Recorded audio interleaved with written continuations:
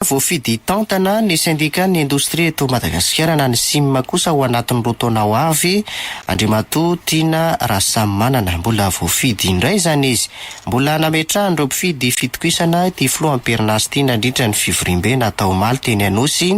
Songadina tamin'ny tatitra natao tamin'ny feptom-piasany voalohany ny fitombony ireo mpikambana eo anivon'ny syndicat-ny indostria eto Madagasikara.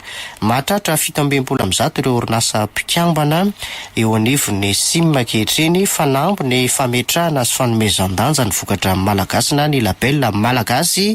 Menavana ihany koa ny indostria eto Madagasikara ka misokatra amin'ny fiara-miasa amin'ny mpamatsy vola sy ny fitondram-panjakana indrindra ny fitadiavana lalam-barotra ny mpitantana. Manazava ny laram-pahamehana amin'izao feptom-piasana faharoa izao ny filohan'ny syndicat-ny indostria eto Madagasikara na ny SIM Tiana Rasamanana. Ny fanohizana ny asa zany dia ny fanomezan-danja ny vokatra vita malagasy ny antsika.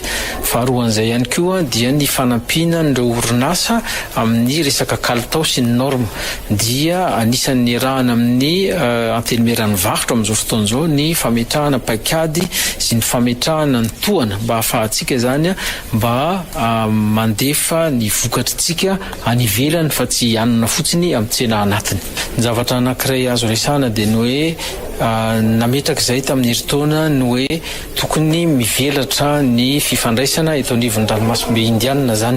Ny dikan'izay dia raha natao tamin'ny volana desambra teo le CEO Summit nahafahana zany nametraka ny zavatra tokony atao eo anivon'ity ranomasimbe indiana ity dia faly izay satria omaly dia nampiakarina teo anivon'ny fivoriam-be ny mpitondra fanjakana sy ny mpitantana eto anivon'ny ranomasimbe indiana moa zany izay fehi-kevitra nodiniana tamin'ny desambra izay.